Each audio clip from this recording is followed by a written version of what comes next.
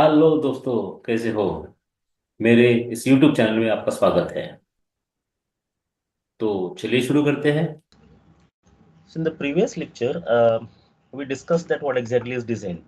So design means number one, you are taking some decision.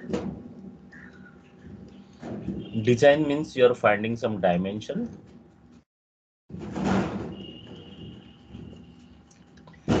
Design means you have to design the product such that in the first look it should be uh, not I will not say purchased by the customer, but customer should be attracted to the product by looking at it.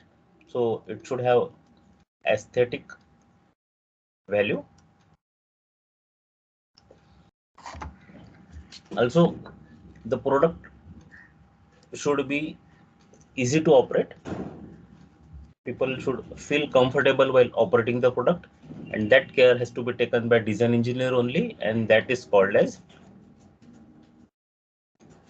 ergonomic consideration in design.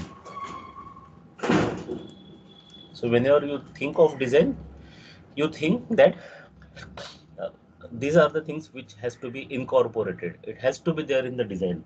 Then only it can be a good design. When you go to purchase some clothes, the first thing that we see in the cloth is what? We don't think about ergonomics, how good it fits to us. No, we think about the aesthetic value. Okay, there are hundreds of shirts, hundreds of trousers kept in the shelf, and out of those, we pick the one which looks pleasing to our eye. Okay, so aesthetic is really important consideration in design. Ergonomics comes at the end because first is aesthetic, then a decision will not reflect anywhere in the product directly. Dimensions can be related to ergonomics in a not directly, but ergonomics and dimensions are related because if I'm talking about height of chair, then the dimensions has to be taken as far as the from the ergonomic point of view. No, I was talking that day about the numerical and theory. So if I say that a chair has dimension, like this is a chair, and after designing the chair, you come to know that the length of leg, the length of the leg is how much? After designing, you get the length of the leg as from, let us consider from here to here. The length of the leg is suppose it is say 70 mm. 70 mm. This value of 70 mm has come after designing. But if you consider from ergonomic point of view, average height, average distance the chair should have from its base to the floor. How this will be decided? This will be decided by the average length of person's leg or human leg from leg. I am saying leg, so it is understood leg. So leg, how can I define it now? From the knee to the foot or feet, whatever you can say, from knee to feet. What is the height? If the height of average height of a person, because each individual will have different um, length of this knee to fit. Each individual will have different height. So depending on the height, the distance of length to knee will vary. So that's why we are using the word average. So on an average, what is the length or distance between the knee to the foot? Because this is the portion of the leg, this is the portion of the leg, okay, and that remains suspended. Now if this is 80, for example, I'm just taking again a random number. If this is 80 and you have designed this as 70, so what will happen? The person, average person, okay, I'm talking about average person, the person will not be able to keep his or her leg properly. Okay, you will have to fold it somewhere or keep it crossed or keep it inclined, something like that. So it's not a good design. Take another case. If the length of person for knee to height is, suppose it's, if it is 60, if it is 60, and by this design it is coming as 70. So what will be the best solution in this, to take 60 or 70? If I take 60, if I take 70, it is correct as per the design is considered. It means it will not fail. But if I take 60, what will happen? Again, the leg will remain suspended. Okay. Then the person will have to keep something below his leg so that this 10 gap is occupied by something and his feet does not touches, feet does not remain suspended. So what can be done in this case? 70 in both the cases. Okay. And the third scenario can be, let us consider that average height of, average distance of knee to foot is 70 mm. In that case, what will happen? This is 70, this is 70. So perfect design, perfect design. No issue at all in this case. But in case of A or in case of B, there is an issue. In case of C, there is no issue. So in case if it is 60 or in case if it is 80, then 70 is not the optimum value. Then decision has to be taken. Okay, if it is 80, what can be done? If it is 80, then it has to be increased to 80. Then it has to be increased to 80. And this length from the base to the floor of a chair will be taken as 80. So 70 will not fail. In 70, this leg will not fail. Whatever mode of failure it is going to fail, that we'll discuss afterwards. It's not going to fail. 80 may to definitely fail nahi hoga, because what are we doing? We're adding some material in it. So it's not going to fail. It's not going to fail. And there is no question of buckling over here. Okay, because the length is, it can be considered as a short column. So no question of buckling. So 80 if is the average height, and if you are increasing this by 10 it's okay. You are adding 10 extra material. Adding 10 of extra material means more cost of the material, but then it is okay because that is ergonomically designed. Okay, what to do in case of 60? You cannot reduce this from 70 to 60, because in that case this definitely will fail in compression. Okay, when we are sitting on the chair, we are applying force. For example, a person of weight 80 kg, I'm taking kg not in Newton, 80 kg is sitting on this chair. Then this load of 80 kg is equally shared by each of the leg. So each leg is to withstand how much? 20 kg. Now, if I increase this from 20 to 25 kg per leg, it means a person of 100 kg sits on it. This will fail. It will fail in compression because it is designed for taking the load of only 20 kg and not of 25 kg. Means this chair will definitely fail in compression because this chair is designed for 80 kg and a person of weight 100 kg is sitting on it. So it will definitely fail. Okay, now in the scenario when it is taking when a person of 80 kg weight is sitting on it, each leg is sharing how much load? Each leg is sharing 20 kg load. Okay, because whatever load is falling on this, or whatever load is placed on this seat here, is taken by this four leg. So each leg is taking 20 kg. Now, if it is 100 kg per leg, the load increase in load is 5 kg. Now, is this chair designed to take 100 kg load? No, it is designed to take 80 kg load only. It means that if a person of 100 kg weight is sitting on it, then it should fail. It should fail. I am not saying that every time it will fail, but it should fail. So again, coming back to this, if it is 60 mm, if it is 60 mm, what is 60 mm? The distance between the knee to the foot of a person, average height of average length of a person, distance of a person from knee to length, knee to foot is 60 mm, and this dimension by design is coming as 70 mm. Then we cannot reduce it to 60, because reducing it to 60 means this 20 will again reduce to somewhere 18 or 17. We don't know how much, but 20 kg will reduce to 18 kg. Another thing is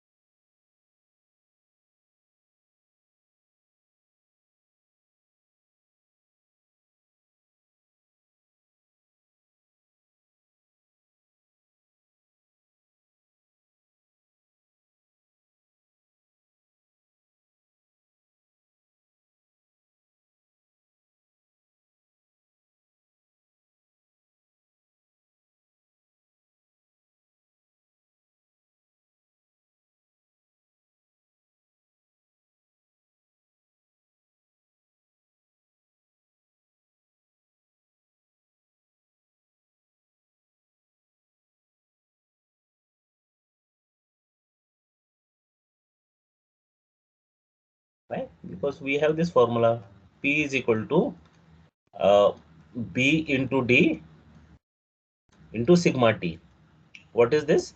This is load. What is this? Area. What is this? Stress. Load in this case is fixed, it is 80. Stress is fixed because stress depends on the material. For the material, we know the value of stress. What is it which we can vary? We can vary only the area. Now, increasing the area, see, load is equal to area into stress. If I increase the area, what will happen? Stress will decrease. And if I decrease the area, stress will increase. So what is our intention? To increase the stress or to decrease the stress? If 80 Newton per mm square is the stress which can be sustained, or the material can sustain the stress of 80 Newton per mm square. So how much stress should be induced in the material? 80 or less than 80? I will say less than 80. Okay. So we want the stress to be decreased. We want the stress to be decreased, because if we increase it, then the induced, see, this is what? This is the permissible stress. Now understand this. This is permissible stress. What do you mean by the word permissible stress? Permissible stress means the stress that can be bear, material can bear that stress 80. If it increases then 80, material is going to fail. So this is called as permissible stress. This is called as permissible stress. Now, when we are sitting on the chair, because of the load, some stress is induced in the chair. Some stress is induced. Chair has to withstand this stress. How much stress is to be withstand? That is decided by the two factors. What are the two factors? Load and area of the cross section. So if the stress that is induced in the chair is more than 80, then what will happen? Chair will not be able to withstand that stress of 80 and it will fail. But if the stress it is induced is less than 80, it can easily withstand it. So here you can see, just to understand this concept of permissible and induced stress, I will give an example. Permissible and induced stress, because this is very much important and the entire design is based on this. See, whatever I am explaining today, everywhere you have to take decision. Here, what you decided? You decided to change the dimension. What is it? It is decision. Design says 70. But you are thinking of 60 now. So you are taking some decision. Why? For ergonomic consideration. So coming back to this permissible and induced. Let us take an example of maybe a waiter in the hotel. A waiter is having a plate in his hand, and let us say that he can hold, say, there is no space. Okay, one more, and I can accommodate one more. Okay, a waiter can hold this plate in his hand. Plate On the plate there are glasses full of water, and he can hold this plate with four glasses in his hand. So what is this? This is permissible. He cannot hold the fifth glass kept on his capacity is to hold only four glasses. Okay, a waiter can hold only the weight of four glasses, water in it, and this tray or a plate, whatever you call. Now, if I keep the fifth glass, what will happen? If I keep the fifth glass, he may not be able to hold it. Either he will have to use his second hand, and the condition here is he can hold it in his one hand. Okay, one hand. Only this plate plus four glasses plus water in one hand. Okay, we are not allowing the waiter to use his second hand, another hand. He's not supposed to use. We are discussing only about one hand because he has to keep his second hand free so that he can pick this glass and keep it on the table and so on. So how much is permissible? Permissible is weight of glass plus weight of water plus weight of the tray or plate. Now, if I keep the fifth glass, he may not be able to hold it. Either it will fall down, or he will shake his hand and it's about to fall. So this is called as permissible. Permissible means he is allowed. That is what? That is safe. That is safe or permissible or allowed. Okay.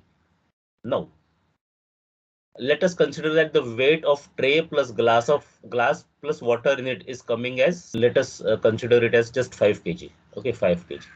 Now, so when I'm saying that he can hold this much in his hand. Now, what is induced? Now, what is induced? So he's holding this plate in his hand. No, this story is finished. This story is finished. What is the story? The story is that a person or a waiter can hold a tray, glass, and water in the glass of 5 kg. 5 kg. Plus, not more than that. Now the story is finished. Now come to what do you mean by induced? Now again, the waiter, same waiter, is holding a tray in his hand. What is the weight of tray? Let us consider that the weight of tray is half kg. So because of this weight of tray, which is half kg, some stress will be induced in his hand. So we're discussing here about the permissible and induced stress. Let me again explain you that we were talking about a waiter holding the plate and glasses, 4 glass and water in it, and the weight of that will be 5 kg. Now, because of this weight of 5 kg, the stress induced will be how much? So we say that P or load, instead of P, I will get load equal to stress into area. We know that load is 5 kg and area is the total area that we'll consider. Okay, so that will be the stress. Let us consider that this stress comes out as say 20 Newton per mm square, some random value. This is which scenario? This is permissible scenario. Now another scenario is induced. Okay, induced. Now induced means what is the stress that is, no, this is permissible, so this is what he can bear. And what is induced means what is coming out, or what is the stress that is coming in the material because of what, because of the load. Okay, so again I will write the formula here. Stress is equal to load upon area. Now what is the stress induced? If the load is say 1 kg, load is 1 kg, area will also be less. So stress induced, maybe suppose again I'm taking some random value, say 2.5 Newton per mm square. Now if I increase the load, say 2 kg, the stress induced maybe say 3 Newton per mm square. If I increase the load, the stress which is coming on the hand of that waiter is suppose 3.5 Newton per mm square. If I further increase the load to 4 kg and say to 5 kg, what should be the stress induced? The stress induced should be 20 Newton per mm square. Okay, for load of 5 kg, stress induced will be 20 Newton per mm square. It means that if we keep on increasing the load on the hand of the waiter, the stress induced will increase, and it will increase. And what is this 20? 20 is the permissible stress. If I further increase the load, what will happen? The stress that is induced on his hand or in his hand, the stress that is induced in his hand because of load of 6 kg, maybe more than 20, say 22 Newton per mm square. Will he be able to sustain this stress? No, he will not be able to sustain this stress because it is more than more than the capacity of the person. So this stress is called as induced stress. This is induced because of the application of the load on the particular area. Okay, area can be considered as area of his hand. Suppose these are the 5 fingers with which he is holding, and this is the hand. So this is the area. So area remains same. Area remains same. So stress is increasing if we increase the load. So this is the difference between permissible and induced. So permissible should always be more than induced. permissible should always be more than induced. So the entire design is based on this fact. You have to understand this. Permissible has to be always more than induced. If induced becomes more than permissible, induced becomes more than permissible, then the material will fail. And then we have to take some decision.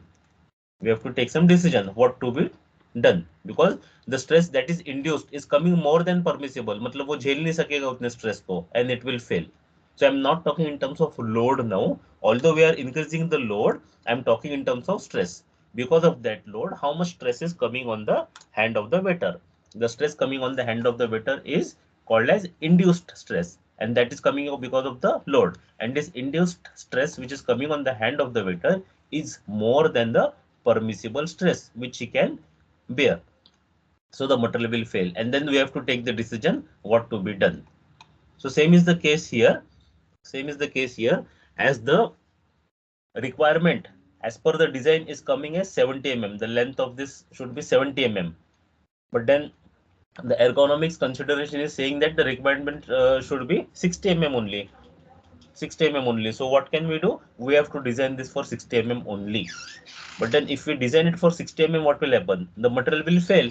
The leg of the chair may fail. It may fail in compression. So in order to prevent it to fail in compression, what we have to do? We have to increase the area. Now come back to this again.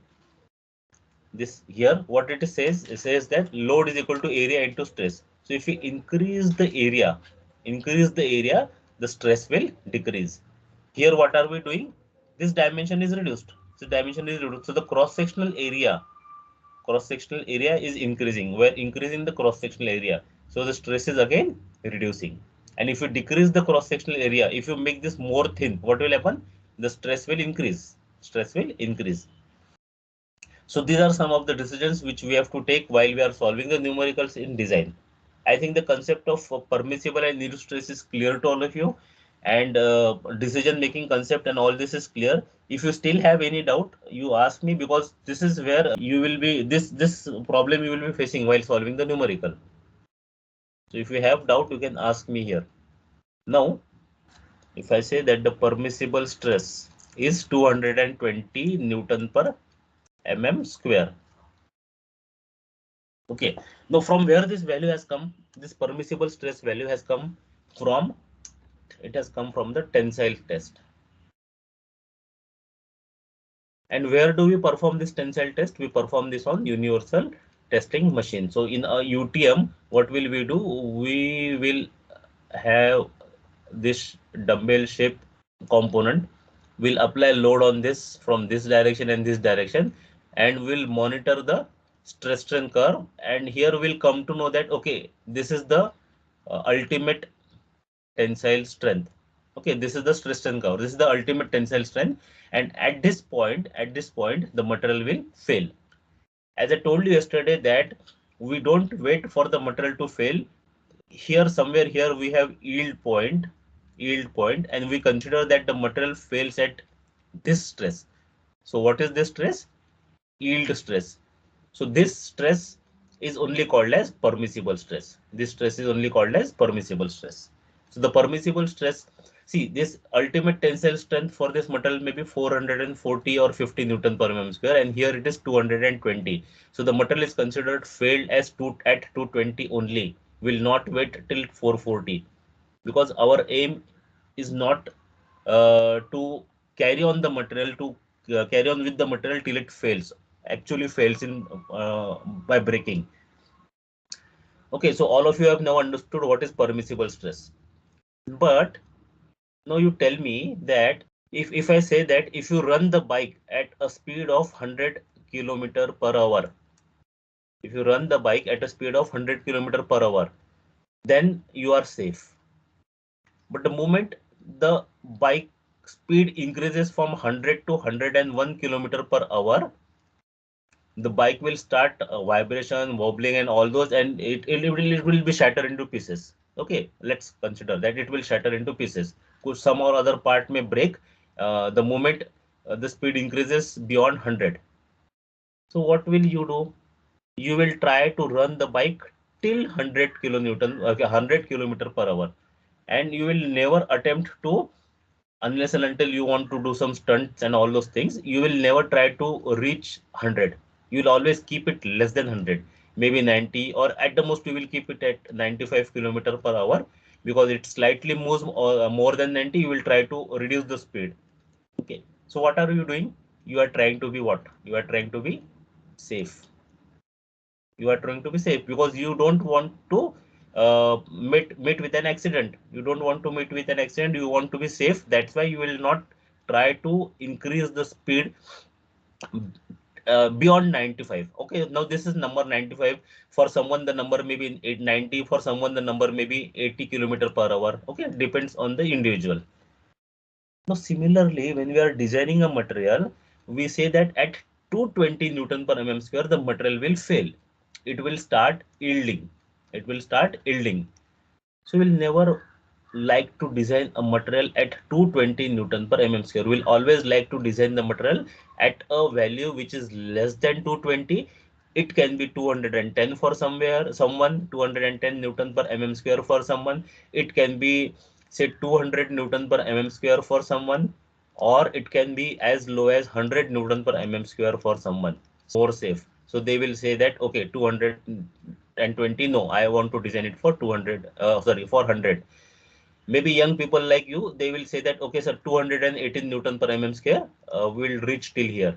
Okay, someone like me will say that okay, somewhere between 100 and 200, 150, like this. Okay, so different people will have different opinions. Similarly, when you are designing it, when you are designing a material, will not design it for this stress of 220 Newton per mm square, which is the yield point, but we will design it at a point which is less than this. Why? We want to make it safe. How will we make it safe now? I say that 220. Okay, let it be at 110, design it at 110. So how much is the division quotient of this? 2. So I will say that I will use a factor. What is the factor? Factor is a number. Factor of safety. And I will use a factor of safety of how much? I will use a factor of safety of 2. It means that instead of designing it at 220 Newton per mm square, I will use a factor of safety of 2 and design it at what stress? I will design it at the stress of 110 Newton per mm square. Safe hai. The the material is not going to fail for the stress of 110 Newton per mm square. 220 उसका bearing capacity will design it at much less value, that is 110 Newton per mm square. इसका मतलब तो ये होगा ना, फिर वो जो लोकल ट्रेन में सफर करते हैं उसका फैक्टर ऑफ सेफ्टी तो बहुत ज्यादा फिर रखना पड़ता होगा. Let me tell you, when we design this airplane, what will we do? We will keep high factor of safety, say 8, 10, 12, like this, correct? Because it is flying in the sky, and in any case, it should not fail. If it fails, it will directly land on the land, not land, it will fall on the ground. Then we will say that the vector of safety in that case has to be 8, 10, 12, something like that, on the more safer side. But can anyone predict what is the factor of safety when we design airplane? What is general value of factor of safety? Any number? Sir, maybe 15. Okay. Other students can also guess. Sir, 5. Okay. The factor of safety when we design airplane is 1, 1.1, 1.2, or not more than this. It is in this range. So you will say, sir, कुछ तो factor रखा नहीं safety के लिए यहाँ पे. Yes, no factor is kept because it depends on the material. The material used is such that the part will not fail. Okay, so it does not depends only on this. It also depends on the material, the assurity that the material will not fail. Because if we increase the dimension, if we are taking more factor of safety, means what we are doing? We are increasing the dimension. And if you are increasing the dimension, what will happen? The weight will increase. And if the weight will increase, the airplane, it can carry certain weight. It can carry certain weight. Now, earlier it was like 50 passenger, now it has increased to 300 or more than that passenger. So how this has increased? Because the capacity of weight, carrying the weight, has increased. And how that has increased? That has increased because new material have been used to design airplane, and the factor of safety can be kept as less as possible. So it is almost 1. 1.1 is almost 1. Okay, so it is just like this, 220 to 218, almost sir close to local this. Train का फिर क्या है ऐसे? हाँ. So in case of design of local train, see, whenever we design it, we design it with certain overload. There is another concept which I am going to introduce to you now, overload. We know that in a local train, whenever it is designed, or maybe local train base, whatever you can say, it is designed, for example, for a load of say 100 kilonewton. Okay, any some random number. It is designed for a load of, matlab, total weight of that local train which is coming on the wheel and ultimately on the rail will be 100 newton, the entire local train. Okay, it's a small number, I understand that. It's not realistic number, we take it as 100 kilonewton, but it is never designed at 100 kilonewton. We always assume that there will be some overload. Let us consider 20% will be the overload. 20% will be the overload. Then in that case, what will happen? 20% of 100 is so it is will be 120.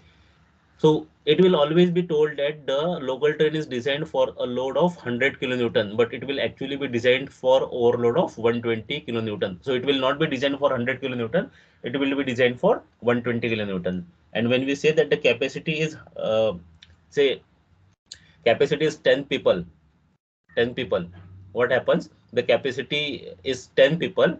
It is designed actually for 15 people. Again, this is a number. Again, this is a number. It is designed actually for 15 people. So if something extra is added, then that can be accommodated. Okay, so here in case of local train also, it is over designed. It is over designed, and it is designed for more load, uh, considering the number of people that can travel in the local train. And if failure happens, okay, it's not that it is so much overload, designed for so much of overload of 100%. ना 100 kilonewton में तो 200 kilonewton के लिए design करेंगे, ऐसा नहीं है. But then the failure, sometimes the failure happen, it's gradual failure. The failure in the parts that happen is gradual. It will not happen suddenly all of a sudden. For example, the spring that will fail, the spring will start start the failure, and it will fail in shear gradually. So all of a sudden it will not fail. That's why these trains are kept taken into the yard, and then they are also checked for preventive maintenance. So if you take an example of a lift, in case of lift, there are alarm system provided. So if the weight exceeds, then it sounds the buzzer, and then the weight has to be reduced. So systems like this has to be implemented, then alarm and other things. You got the answer? Yes, sir. Thank you, sir. Yeah. Okay. So again, when again you take an example of best buses also, it's written that 25 or 34, something like that number is sitting, and 10 standing. But in fact, how much are standing? Not 10, maybe more than the number of people there that are sitting. People are standing. So again, it has to withstand that. So every time it is designed for some percentage of overload, and because if it exceeds that overload, it may not fail all of a sudden.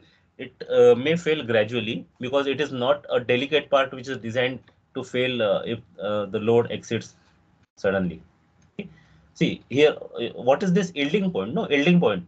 Ultimate is 440. Yielding is 220. So even if it increase, the part which is going to fail, it will fail. It will just yield. It will be subjected to plastic deformation. All of a sudden, you will not get that it is not come to know that it has been fractured. It has been broken into pieces. That will happen over a period of time. Okay, so there is a long difference between this 440 and 220. Okay, so there will be plastic deformation, and slowly this plastic deformation may lead into fracture, not all of a sudden.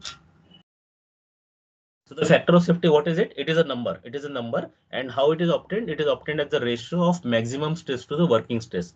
Now, what is this maximum stress? This is what? Permissible stress. Yes, maximum stress is permissible.